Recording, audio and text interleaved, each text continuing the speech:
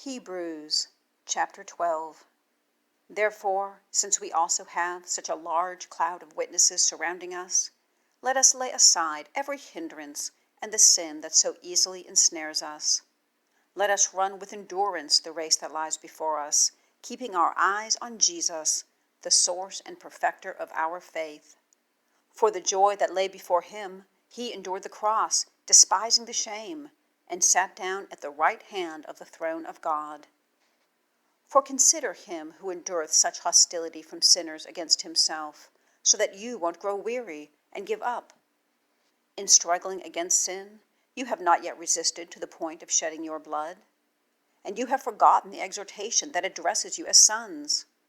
My son, do not take the Lord's discipline lightly or lose heart when you are reproved by him, for the Lord disciplines the one he loves and punishes every son he receives. Endure suffering as discipline. God is dealing with you as sons. For what son is there that a father does not discipline? But if you are without discipline, which all receive, then you are illegitimate children and not sons. Furthermore, we had human fathers discipline us, and we respected them. Shouldn't we submit even more to the Father of spirits and live?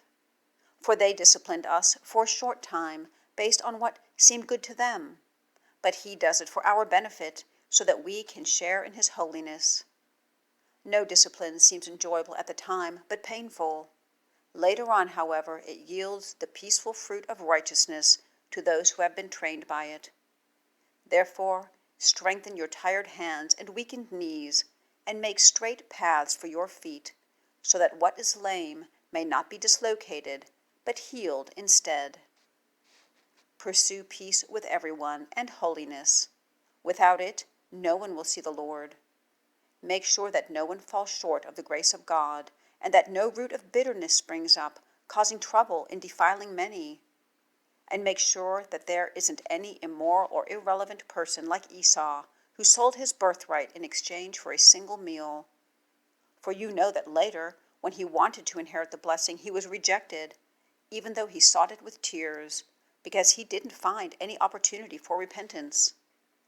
For you have not come to what could be touched, to a blazing fire, to darkness, gloom, and storm, to the blast of a trumpet and the sound of words. Those who heard it begged that not another word be spoken to them, for they could not bear what was commanded. If even an animal touches the mountain, it must be stoned. The appearance was so terrifying that Moses said, "I am trembling with fear." Instead, you have come to Mount Zion, to the city of the living God, the heavenly Jerusalem, to myriads of angels, a festive gathering, to the assembly of the firstborn, whose names have been written in heaven, to a judge who is God of all, to the spirits of righteous people made perfect, and to Jesus, the mediator of a new covenant, and to the sprinkled blood, which says better things than the blood of Abel.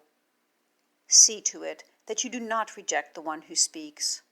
For if they did not escape when they rejected him who warned them on earth, even less will we if we turn away from him who warns us from heaven. His voice shook the earth at that time, but now he has promised, "Yet once more I will shake not only the earth, but also the heavens."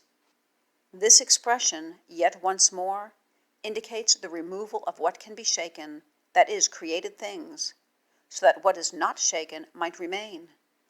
Therefore, since we are receiving a kingdom that cannot be shaken, let us be thankful. By it we may serve God acceptably, with reverence and awe, for our God is a consuming fire.